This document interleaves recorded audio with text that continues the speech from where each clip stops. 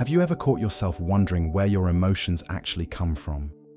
Like you're just sitting there, and suddenly this wave of sadness or anger or inexplicable joy just washes over you. You didn't summon it. You didn't choose it. It just arrived. So if you didn't create that feeling, then who did? And more importantly, if you're not your emotions, then what exactly are you? That question right there, that's what we're going to explore today. And Buddhism's answer might completely change how you experience every single day of your life.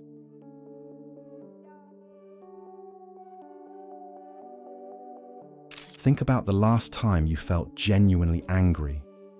Maybe it was traffic. Maybe it was something someone said. Maybe it was nothing you could even name. You didn't sit down and decide, okay, I'm going to be angry now. The anger just appeared, fully formed, like it had been waiting backstage for exactly the right moment to walk out and take over. Sound familiar? This is something we all experience constantly. You're in a perfectly good mood, and then a single text message changes everything. Or you wake up already anxious, and you have no idea why. The emotion was there before the story, before the explanation, before the you that's trying to make sense of it all. Buddhism has a surprisingly precise answer for why this happens. It comes from a teaching called the Nidanas, the chain of dependent arising applied specifically to our inner emotional world. Everything you feel, every single emotion, arises from a chain of conditions. A sensation happens. The mind instantly labels it pleasant, unpleasant, or neutral. And from that tiny, almost invisible judgment, an entire emotional storm can build. One thing leads to another, and before you know it, you're deep inside a feeling you never consciously chose. Here's something to try right now. Think of a person in your life who tends to make you feel irritated. Just bring their face to mind for a second. Notice what just happened in your body. Did something tighten? Did your mood shift even slightly? You didn't decide to feel that. The conditions were simply met, and the emotion arose automatically. That's dependent origination happening in real time, inside your own nervous system. And here's the deeper question Buddhism asks. If that emotion arose on its own, through causes and conditions you weren't even aware of, can you really call it yours? This is where the teaching of anatta, or non-self, starts to apply not just to thoughts, but to the entire emotional life we've been calling me. So if you didn't consciously create it, where did it come from? The Buddha described human experience in terms of 5 aggregates, 5 layers, that together create the convincing illusion of a fixed emotional self. There's sensation, perception, feeling tone, mental formations, and consciousness. Your emotions aren't one solid thing belonging to a solid you. They're the result of these layers interacting, arising together like a temporary weather pattern and then dissolving. The storm feels personal, but the sky was always bigger than the storm. Most of us spend enormous energy trying to control our emotional weather, suppress the sadness, amplify the happiness, hold on to the peace, push away the fear. And the harder we grip, the more turbulent the inner world becomes. Buddhism calls this tanha, craving and aversion, and it's identified as the root of suffering. Not the emotions themselves, but our relentless war with them. So what's the alternative? It's not suppression. It's not performance. It's something far more radical. It's the practice of simply seeing what's actually happening. In the Pali texts, this quality of clear seeing is called vipassana, insight meditation, and it begins with something almost embarrassingly simple. Just noticing what's here without immediately trying to change it. Try this for about 10 seconds right now. Just notice whatever emotional texture is present in you right now. Not good or bad, just here. Maybe there's a mild restlessness. Maybe there's tiredness. Maybe there's a quiet contentment. Don't analyze it. Just let it be. That right there, that noticing, is the beginning of everything.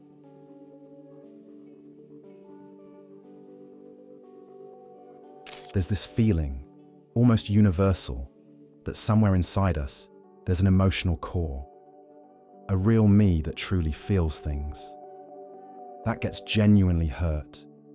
That authentically loves. And when someone challenges the idea that this self might not be as fixed as we think, it can feel threatening. Like we're being asked to stop caring, or to become cold and distant from our own lives. But that's not what Buddhism is suggesting at all. Let's actually look for this emotional self directly.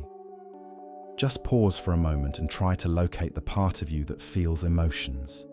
Not the emotion itself, not the thought about the emotion, but the feeler, the one supposedly in charge of all this feeling. Where exactly is it? Right now, try to find it. The one who is feeling. Most people, when they actually look, find something unexpected.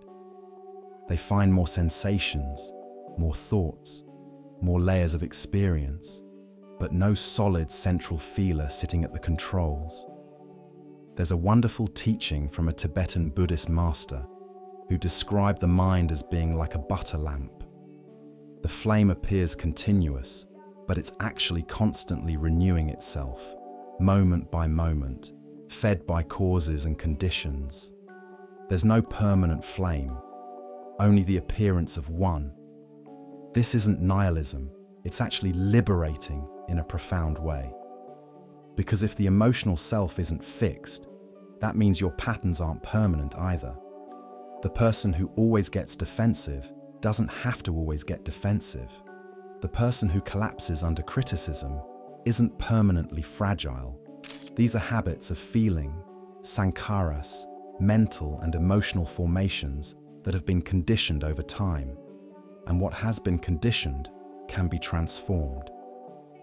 There is a beautiful story which illustrates this. A woman came to the Buddha in absolute grief after losing her child, desperate for him to bring her child back to life.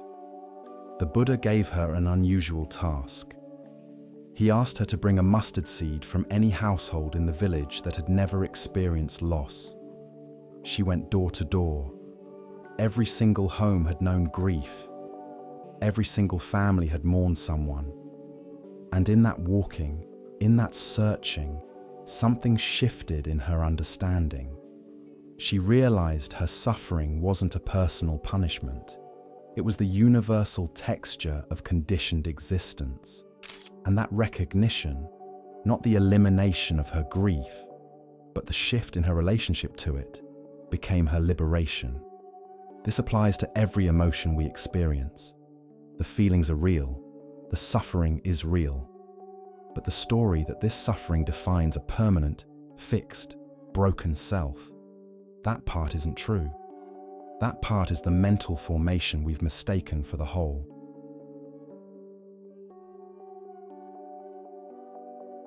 Beyond every emotion, underneath every wave of feeling, there's something that watches, something that knows the sadness without being sadness, something that notices the joy without being swept away by it.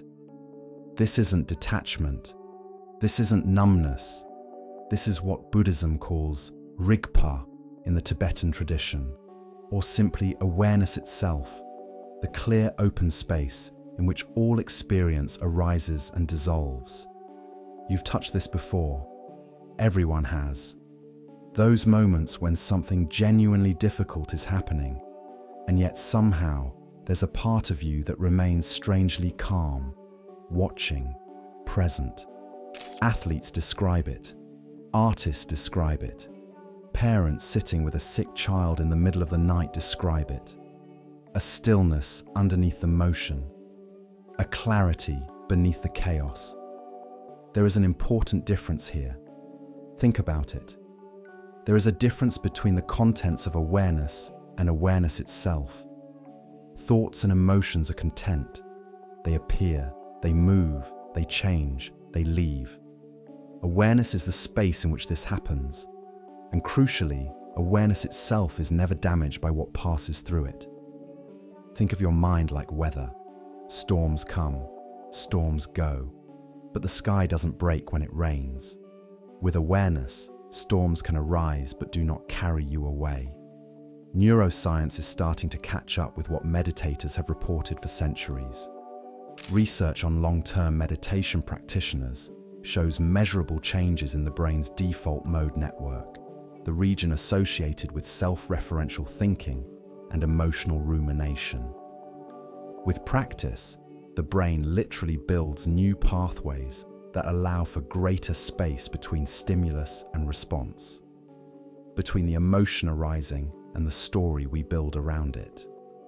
And in that space, awareness becomes more stable, less reactive, and less identified with passing mental events.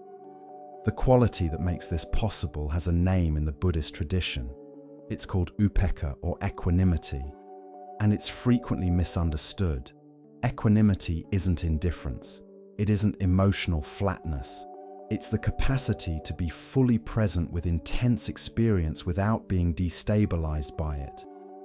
Think of a skilled surgeon, fully engaged, fully focused, not frozen by anxiety, not frantic from false confidence, just steady and clear in the middle of something genuinely difficult. That's equanimity in action.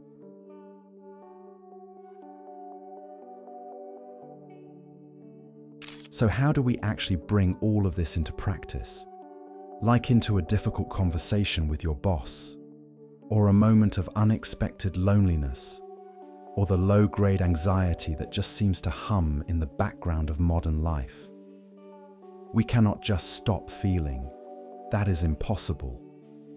On a practical level, we understand that emotions serve purposes. Fear protects. Grief honors what we loved. Anger sometimes signals genuine injustice. The goal isn't emotional silence, but we can shift to a stance Buddhism calls wise intention and neuroscience echoes. Meeting your emotional life with clarity rather than reaction. The practice looks like this in real life. When a strong emotion arises, instead of immediately acting from it or immediately suppressing it, you pause. Even 2 seconds counts. You locate the emotion in your body. Where is it sitting? Chest, throat, stomach. You name it neutrally. There's fear here. There's sadness here. Or there is a part of me that is sad, or a part that is scared. Just noting what is present right now. That tiny shift is the difference between being inside the wave and being the ocean watching the wave. Then you bring in what the text calls saddha, a quality often translated as faith, or an anchor in you connected to trust. You trust that the feeling will move, because it always does. Every single emotion, tracked carefully enough, has a beginning, a peak, and a dissolution. The average emotional wave, when not fed by more thinking, lasts somewhere around 90 seconds to a few minutes. Your story about it can last a lifetime, but the raw feeling itself is actually brief. The parable the Buddha told most often about suffering wasn't about making it disappear. It was about the second arrow. The first arrow is the pain, unavoidable, part of living. The second arrow is what we add to it. The self-judgment, the catastrophizing, the story about why this always happens to us, why we're fundamentally broken, why it will never get better. That second arrow, Buddhism teaches, is always optional. We started with a simple, strange question. If you're not your emotions, then who is feeling them? And just like the deeper question about thought, the answer isn't a new concept to adopt. It's an experience to inhabit. When you stop fighting your emotional weather and simply become the sky, something changes. Not because the storms stop coming, but because you discover that you are always bigger than any storm that ever passed through you. That recognition, quiet and ordinary and completely available right now, is exactly where freedom lives. If you want to work with this, to practice, not just understand it, there are guided tools below that help you apply these ideas to anxiety, overthinking, and emotional reactivity in real time.